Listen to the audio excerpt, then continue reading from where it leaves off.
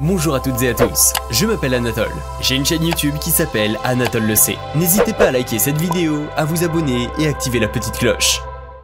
C'est parti. La loutre. La loutre est un mammifère carnivore. Attention, il existe plusieurs espèces de loutres. Elles ont des courtes pattes, des doigts griffus et palmés et une longue queue. La fourrure de la loutre se compose de poils qui s'emboîtent les uns dans les autres. Contrairement à l'ours polaire ou au dauphin, la loutre ne dispose pas d'une épaisse couche de graisse sous la peau, c'est son pelage qui l'isole du froid. Grâce à de puissantes pattes palmées, la loutre est une excellente nageuse, mais elle se déplace aussi facilement sur Terre. Son régime alimentaire est constitué de 50 à 90% de poissons, de batraciens, de petits mammifères, de crustacés et parfois même d'oiseaux. La loutre pêche principalement en solitaire, même si de temps en temps elle chasse en bande. Le bébé de la loutre s'appelle un loutron.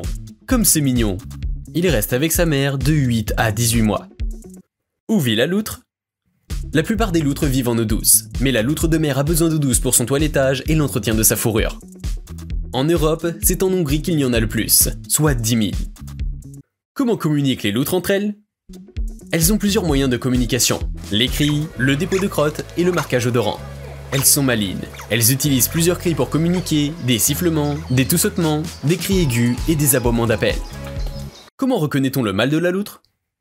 Il existe peu de différence entre le mâle et la femelle. Le mâle a le front plus grand, son pelage est marron foncé et il est plus clair sur le cou et sur le ventre. Est-ce que c'est gentil une loutre? Souvent présentée comme un animal adorable et inoffensif, la loutre est en réalité une véritable vermine qui sème le chaos partout où elle passe, et elle peut même s'en prendre aux humains. C'est un animal très joueur qui s'amuse souvent avec ses proies. La loutre de mer se sert de galets ou pierres comme outil pour casser les coquillages trop résistants. Cela en fait l'un des rares animaux à se servir d'outils pour se nourrir. Les loutres de mer dorment sur le dos dans l'eau en groupe. Elles se donnent souvent la main en dormant pour ne pas dériver et rester ensemble. La loutre d'Europe est devenue le symbole de la qualité d'eau des rivières. Il est donc très rassurant d'en rencontrer.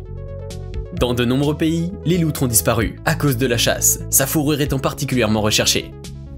Elles font l'objet de protection et de programmes de réintroduction. En France, on en estimait 50 000 au début du XXe siècle et à peine 1500 en 1980. Depuis 1981, c'est une espèce protégée.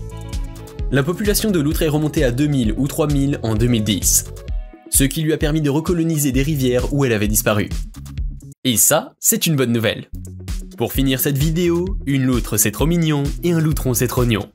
Si cette vidéo vous a plu, likez-la, abonnez-vous à la chaîne et activez la petite cloche. Ciao ciao!